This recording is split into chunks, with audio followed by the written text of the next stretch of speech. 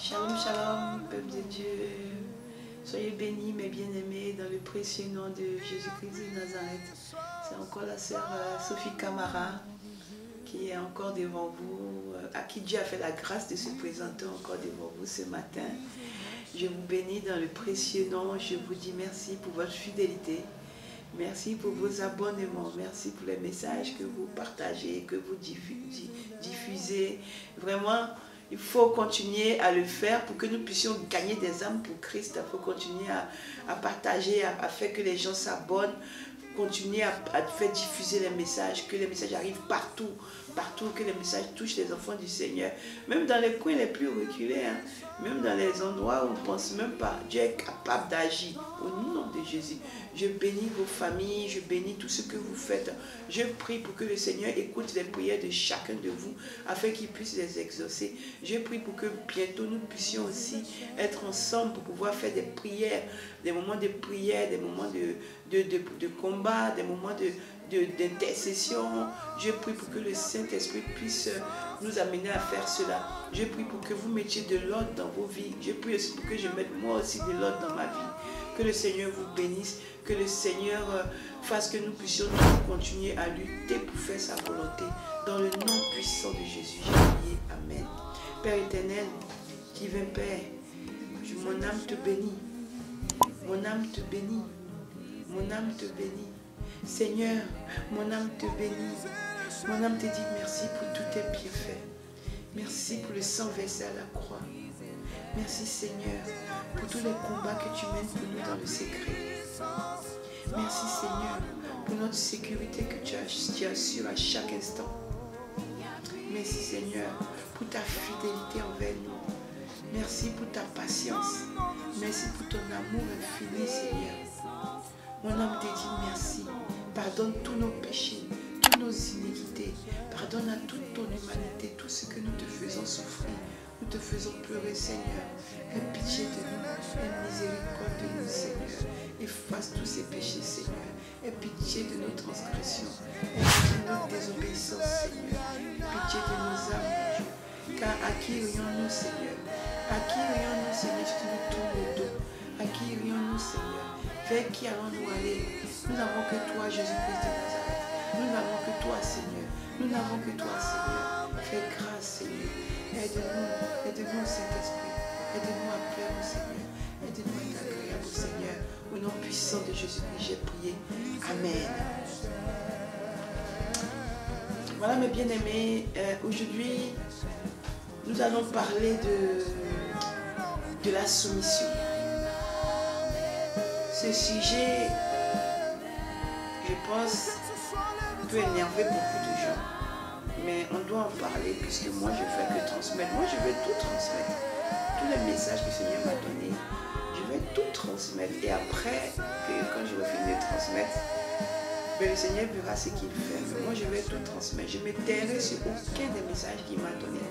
Quelles que soient les attaques, quels que soient les blocages, quelles que soient les persécutions, quelles que soient les moqueries, quelles que soient les calomnies, quels que soient les jugements, quels que soient les outils, quel que soit tout ce qui est fait pour me décourager, moi, Sophie Camara, je vais continuer à délivrer tous les messages que le Seigneur m'a donnés parce que quand j'étais dans la boue du caniveau, c'est le roi des rois qui est venu me sauver.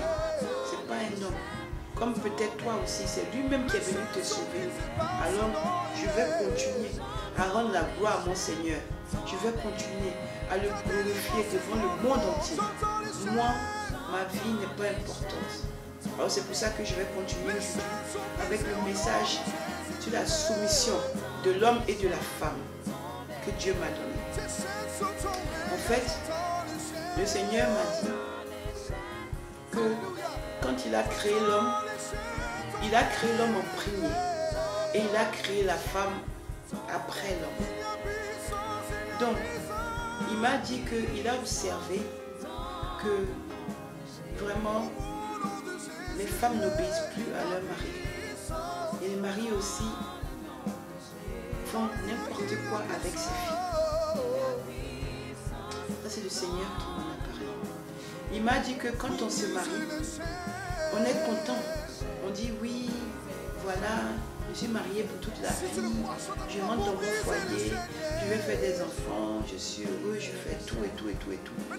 Et quand on rentre dans le foyer, la fille ou l'homme qui a passé des temps à jeûner, des temps à le supplier, peut-être même des années à prier pour qu'il lui donne une femme ou un homme, des pleurs, des lamentations, des plaintes, jusqu'à ce qu'il exauce. Quand il va exaucer cela, il observe qu'après un certain moment dans le couple, la femme, quand c'est la femme, commence complètement à désobéir. Elle commence à porter le pantalon dans la maison. C'est elle qui commence à être la chef. C'est ce qu'elle veut que monsieur doit faire. C'est ce qu'elle décide que monsieur doit faire. Monsieur n'a pas son mot à dire dans la maison. Et que quand lui voit ça, il se demande, mais c'est quoi qui nous arrive? Il dit dans la maison, dans certaines des maisons de ses enfants, c'est le monsieur qui va cuisiner. C'est le monsieur qui va faire tout ce qui est pour les enfants. C'est le monsieur qui va s'occuper de la maison, de A à Z. Pendant que elle, c'est pas son problème. Parce que c'est elle qui commande. Donc il dit qu'il ne comprend pas comment les rôles sont maintenant mélangés. Parce que l'homme, quand il a dit qu'il a uni l'homme et la femme ensemble, quand ils se marient, ils deviennent un. C'est parce que lui, il s'est dit qu'ils vont faire la même volonté. Ils vont faire les choses de leur même volonté. Ils vont évoluer ensemble. Ils vont faire les choses ensemble. Partager les choses ensemble. Par exemple, si monsieur est dans le foyer, monsieur peut aider madame à faire la cuisine. Madame, pendant que monsieur fait la cuisine, madame, elle peut être en train de s'occuper des enfants.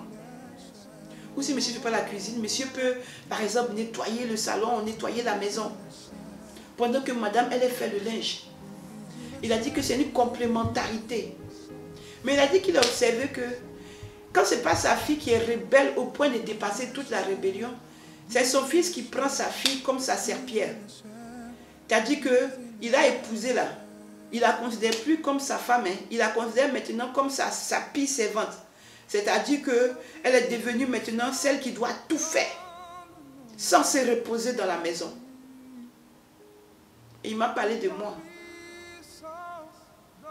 Il m'a dit que quand ça allait là, tu étais très bien. Mais quand ça n'allait pas, tu n'obéissais plus. Alors que dans ma parole, j'ai dit, dans Éphésiens 5, du verset 22 à 33, que la femme doit être soumise à l'homme.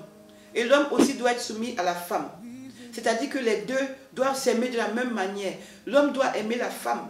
Il doit aimer sa femme de la même manière qu'il aime son propre corps. Il doit aider sa femme dans la maison.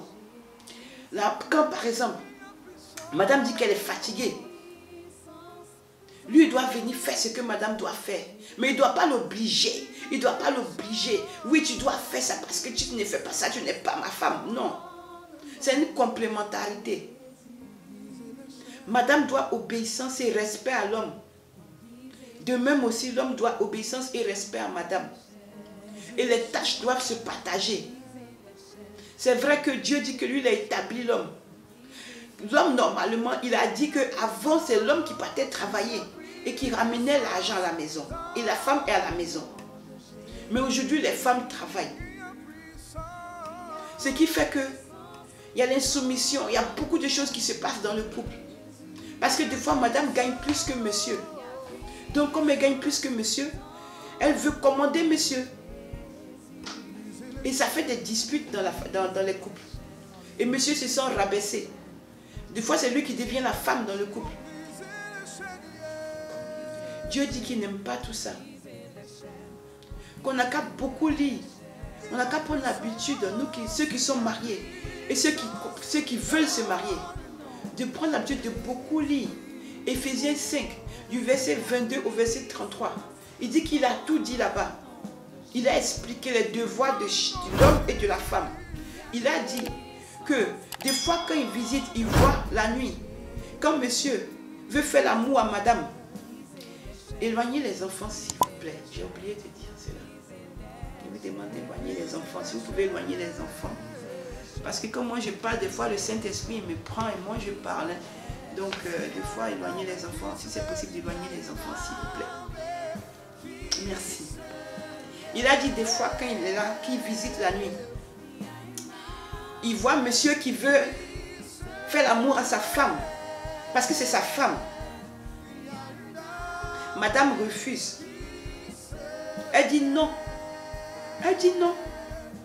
Il dit deux fois, il voit comment son enfant est en train de batailler. C'est lui-même qui, quand le Seigneur il m'a parlé, il m'a dit, ma fille, tu sais que des fois, mon fils est en train de batailler comme si c'est la boxe pour qu'il puisse avoir, coucher avec sa femme, avoir les rapports qui lui sont dus. C'est comme ça il m'a dit, hein, il dit les rapports qui lui sont dus. Et puis j'ai dit, mais Seigneur, mais s'il n'a pas envie et qu'elle est fatiguée, il a dit que nous devons chacun, comme l'homme, quand la femme aussi a envie, l'homme aussi doit faire pareil. L'homme doit se donner à sa femme. Sauf quand tu es vraiment fatigué. Mais le Seigneur, il a dit que vous devez vous donner. C'est-à-dire que si monsieur il veut là, tu dois donner. Maman, tu n'as pas le choix. Tu dois donner. Si papa aussi, toi, maman veut, tu dois donner. C'est comme ça. Dieu dit que c'est l'autre qui l'a établi dans la relation matrimoniale. Mais que le monsieur, des fois, il vient, la dame elle a tout fermé. Il va tout faire, dit non. Et puis ça dure comme ça des années et des années. Ce qui fait que lui-même il est là et puis il assiste à la dégradation du couple. Parce que monsieur est obligé de partir voir ailleurs. Il doit se satisfaire. Ce qui est péché. Vous voyez comment on s'entraîne entre nous à pécher. Il m'a dit que des fois, aussi l'homme, quand la femme veut, il lui dit, ah toi tu aimes trop ça. Tout le temps tu veux, vraiment, je suis fatigué et tout. Et lui aussi, il ne donne pas. Ce qui fait que la femme aussi, elle est frustrée. Et puis ils sont dedans comme ça. Il a dit que dans une relation normale, dans un couple, on doit faire l'amour au moins 3 fois par semaine. Que si on demande à ces vrais enfants qui sont des hommes de Dieu qu'il a appelés, qui connaissent les procédures et tout ça, ils vont parler du mariage. On doit avoir des relations régulières avec son mari et sa femme dans le couple. Mais si toi, papa il vient vers toi, ou tu ne vas pas le chercher, parce que l'amour là, des fois il faut titiller. J'ai demandé qu'on éloigne les enfants. Des fois ça c'est pas le Seigneur qui a dit, c'est moi je pense. Hein, des fois il faut titiller, des fois il faut stimuler, des fois il faut pas laisser l'amour dormir. Parce que nous quand on s'engage dans le couple, là, on s'engage pendant longtemps. Donc des fois il y a la tiédeur, des fois les choses vieillissent, des fois on vieillit, des fois on devient comme des amis. Mais on n'est pas amis. Dieu dit on fait un. On fait un. Ce que l'autre fait, tu dois répondre. Donc on fait un. C'est pas que tu es avec ton ami, non. Tu es avec ton ami, mais tu es avec ton mari ou ta femme. Donc, dans la relation là, même si ça a duré, il faut que, maman, toi tu essaies. Même si c'est compliqué, que tu essaies de voir que, par exemple, il y a beaucoup de solutions. Quand papa il rentre, tu vois comment tu vas faire pour que, voilà, il puisse avoir des relations. Et papa aussi, il faut qu'il voit comment il va faire pour satisfaire maman. Sinon, ce n'est pas possible. Dieu dit qu'il ne prend pas plaisir à ça. Qu'il voit ses enfants, ils sont comme ça. Ils ne remplissent pas leurs devoirs conjugaux. Ce n'est pas moi qui ai dit. Oh. Ils ne remplissent pas leurs devoirs conjugaux. Donc, moi, je sais que dans le mariage, il faut avoir des relations. Sinon, ça ne marche pas. Ça ne marche pas. Le Seigneur m'a dit que c'est comme ça que ces enfants sont amenés. Avant, c'était des hommes qui partaient prendre des 2e, 3e, 4e bureaux. C'est ce qu'il m'a dit. Et puis j'ai dit bureau. Il n'a pas dit bureau. Moi, j'ai dit bureau. 4, 1er, 2e, 3e femme. Moi, j'ai dit bureau parce que quand je parle des fois, voilà. Bureau, ça veut dire, chez nous en Côte d'Ivoire, on dit bureau, c'est-à-dire... c'est la maîtresse, quoi. La maîtresse, la 2e maîtresse, la 3e maîtresse, la 4e maîtresse, jusqu'à fatiguer. Voilà. et que c'est comme ça que ces enfants sont amenés parce qu'ils doivent avoir des relations, ils doivent avoir avec les femmes parce qu'en dehors de les femmes, c'est péché. Donc, c'est ce qui fait qu'ils sortent et ils vont voir ailleurs. Et c'était comme ça que les hommes faisaient. Maintenant, il dit que c'est les femmes maintenant qui font ça aussi. Il dit que ces filles aussi font ça. Il dit que ces filles maintenant, elles aussi, elles ont un petit choco quelque part là-bas. Choco, c'est moi qui dis ça, pardon. Il dit qu'elles ont un petit copain quelque part. Quand monsieur sort, elles aussi, elles sont parties. Donc chacun s'en va, il se met bien. Donc madame, elle s'en va chez le copain. Ils ont des relations toute la journée. Elle rentre le soir, elle n'a plus besoin que monsieur ait des relations avec elle. Il peut même ne pas la toucher pendant longtemps, c'est pas grave. Lui aussi, c'est pareil. Et puis, ils sont dedans. Il m'a dit, ma fille, ils vont où comme ça? Donc, moi, en tout cas, je me sentais un peu concernée parce que je me suis dit, bon, peut-être que quelque part aussi, je n'ai pas rempli, je ne sais pas, même si je pense que j'ai rempli, mais je n'ai pas rempli mes devoirs conjugaux. Mais toi qui te sens concerné, si toi tu es marié, et puis tu ne veux pas que ton mari te touche, tu ne veux pas qu'il te fasse l'amour, tu es bizarre, dès qu'il t'approche, c'est problème, c'est toujours tu es indisposé. Éloignez les enfants s'il vous plaît. Tu es toujours indisposé, tu as toujours ceci, tu as toujours mal, tu as toujours patati, toujours en train de trouver des prétextes. Mais s'il va voir ailleurs, il ne faut pas que tu te plaignes. L'homme aussi, comme maman elle veut, on n'a pas dit que nous sommes des bêtes, des animaux, hein, et qu'on doit toujours, non. Mais quand maman elle veut, tu dois aussi lui donner parce qu'elle a le droit, ton corps lui appartient. Ton corps lui appartient, papa. Et elle aussi, son corps t'appartient. Donc tu ne peux pas lui refuser ça. Ou parce que toi, papa, tu as une petite là. Donc du coup, tu as pris un logement pour elle, tu l'as bien logée, tu l'as bien mise et tout. Donc tu sais que si maman ne donne pas, tu sais où tu vas partir pour avoir. Tout ça là, Dieu dit qu'il voit. Hein? Et j'ai dit, Seigneur, mais on peut tomber parce que le couple là, il y en a qui font 30 ans, 50 ans, et puis ils sont ensemble, ils viennent au culte, ils partent et tout. Et j'ai dit, ça c'est quoi ça? Ça existe ça? Donc c'est pour vous dire que c'est possible. C'est possible d'être en harmonie. C'est possible de vivre l'amour correct, l'amour vrai dans le couple et que ça dure. Mais quand vous ne donnez pas, parce que la base c'est ça. Tout se passe dans l'amour. Dieu dit il m'a dit que moi j'ai été désobéissante à cause de ça.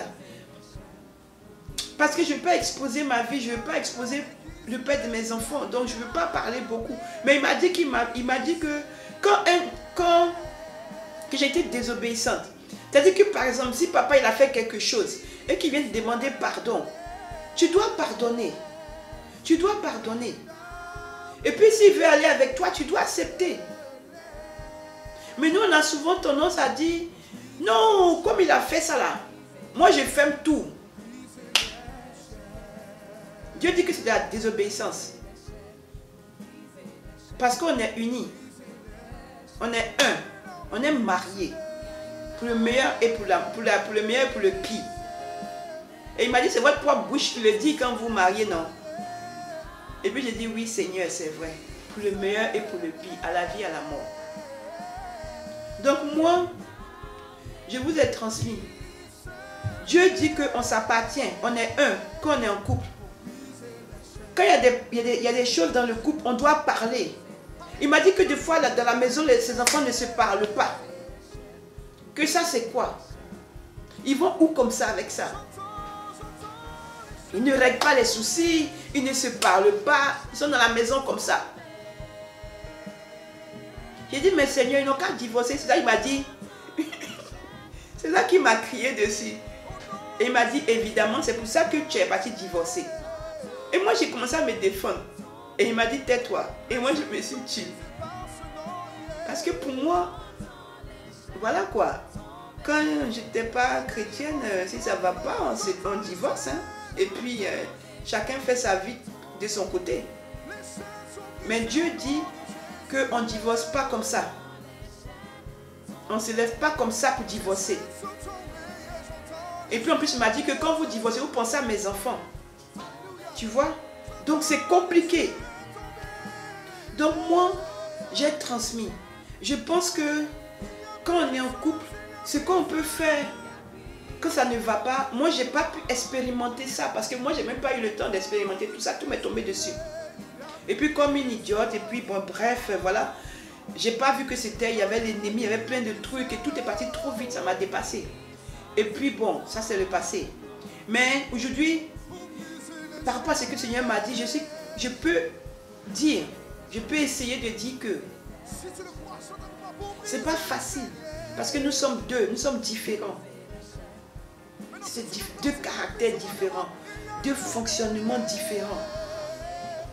En plus, on doit se côtoyer jusqu'à la fin de nos vies. Des fois, on se lève, d'autres nous énervent, ou bien parce qu'il n'a pas... Parce que les hommes, là, des fois, quand ils se douchent, là, ils vont verser l'eau partout dans la cuisine, dans la salle de bain, jusqu'à déborder. Et puis, ça finit jamais, tu dois passer derrière, nettoyer. Il y a des choses qui sont répétitives ou qui te... Voilà, tu espères qu'un jour, ça va changer. Mais tu sais que bon, si ce n'est pas Dieu, ça ne changera pas. Ce sont des habitudes, mais nous devons essayer d'aller au-delà de tout ça. Madame, que des fois, tu es mariée, des fois ta cheville est serrée jusqu'à... Comment tu veux que si tu es comme ça, ton homme, là, il s'approche de toi? En tout cas, avec visage serré, tout ça, on ne va pas loin dans les mariages. Hein. Quand il va voir une fille que son visage n'est pas serré, ou bien toi-même, tu vas voir un homme que son visage n'est pas serré, tu peux partir. Donc vraiment, revoyez vous qui êtes en couple, revoyez votre façon de vivre si c'est votre cas. L'amour c'est beau et l'amour à deux c'est magnifique. Il n'y a rien de plus beau. Quand on s'aime, quand on est ensemble, quand on partage les choses ensemble, quand les difficultés on les affronte ensemble, les bonheurs on les affronte ensemble. Quand l'autre n'a pas, l'autre a, on met ensemble.